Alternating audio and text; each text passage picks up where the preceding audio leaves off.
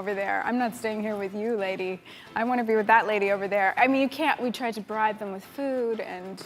Me to get into it, and I was super down because it means I can throw 160, 180-pound men just like over my shoulder. At some point or another, I'm sure you've all watched Hollywood movies. Hollywood films enjoy numerous popularity among spectators. Hollywood production tales and action are so incredible that they stick with us for a very long time. The acting in these movies by the actors has no justification in Hollywood.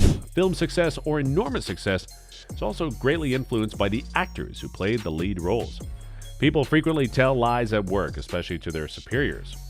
There are several reasons why actors will lie to directors, including trying to land a role, keeping a role, and attempting to avoid interfering with the shooting process. Number 1, The Matrix's Keanu Reeves. Keanu made the decision to play Neo despite what appears to be a major injury because he realized how big of a deal The Matrix would be. He talked about meeting the Wachowskis, praising the script, and approving the demanding training and filming schedule, but he admitted to address the problem. I had a bulging disc, and I had a fractured disc too, and I started losing feeling and balance.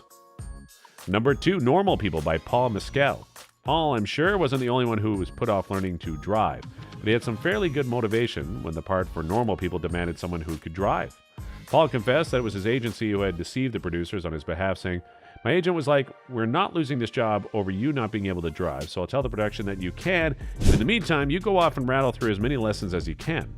We see Paul driving this series that truly launched his career, so it appears that the lie and teachings paid off. Number 3, Anne Hathaway. Anne said of her extremely successful audition for Brokeback Mountain, "I left that room knowing that I had closed it, locked it, welded it shut. I just knew it was mine."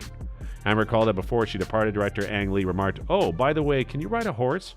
She lied and answered yes for the following reason. "My parents have given me a lot of gifts in my life, and one of them is, if you're ever asked if you can do anything, say yes. You can learn anything in 2 weeks if you're motivated enough. So, I'd never been on a horse, and I replied, oh yeah, I'm a really good rider." She decided to learn how to ride, but her first experience wasn't exactly what she had hoped for. I was given a horse on set without being told it was a verbal command horse, so I couldn't figure out how to make it ride. I went to rehearsal in front of 300 extras, all of whom work in rodeos, and the horse wouldn't do a damn thing. I wanted it to, and in the end, it threw me in front of everyone. Number 4, Elizabeth I, played by Eddie Redmayne. Eddie also made up an equestrian lie that almost had negative repercussions. Director Tom Cooper questioned Eddie about his previous experience riding a horse as he was leaving the audition for the miniseries Elizabeth I. Eddie responded that he had. The issue was that Eddie was talking about when he was only just able to make it move when he was about 4 years old. About 3 weeks later, he was evident falsehood was revealed.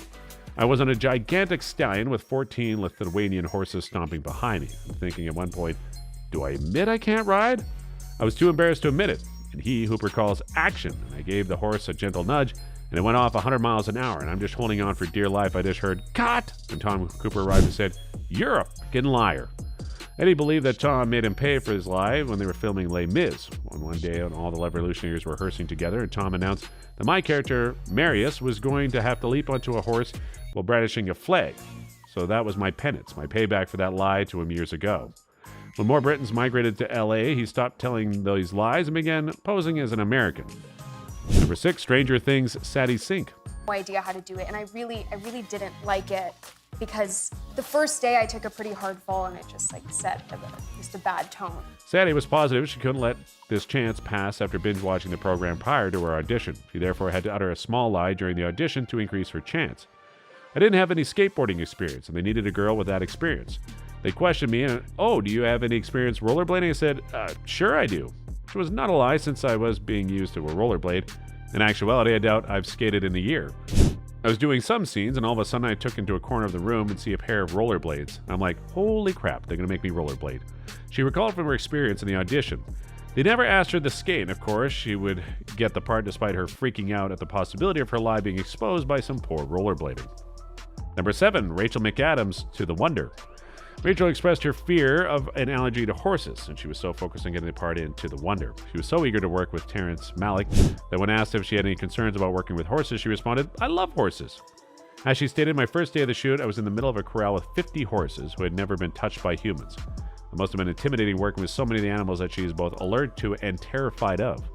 However, she overcame her dread despite the fact that her eyes began to itch and swell. Number 8, Chris Hemsworth.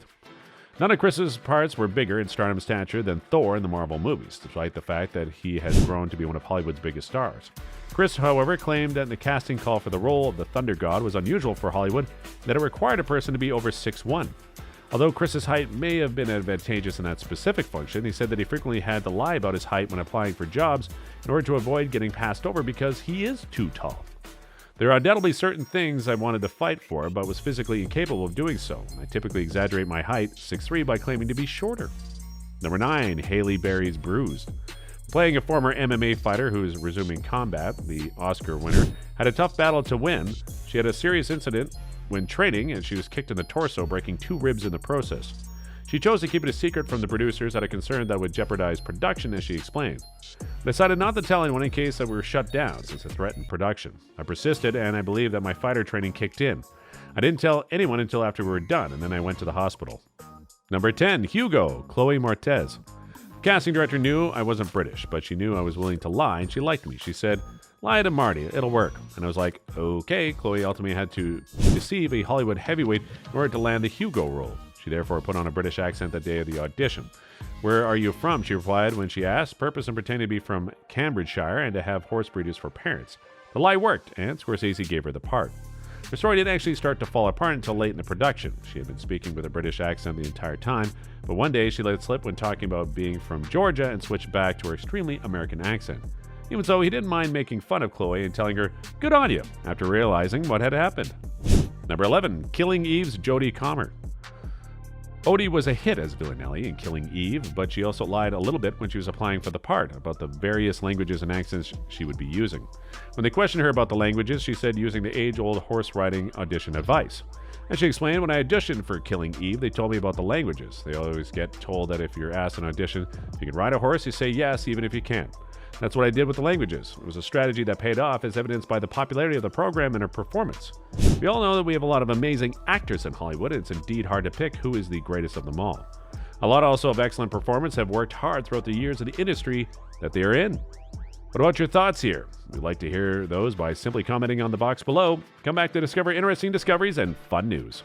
It's just, well, getting to, like, it's like the weird thing of, like, working, they say don't work with kids or animals, but, like, It's really sunny, and there's this thing called pilot season. Yes. And so all these kind of out-of-work English actors go over to LA to try and get work. Did the screen test, and then I found out that I got the role. The Duffers called me. I was at a speech and debate practice. Oh, really? Yes, I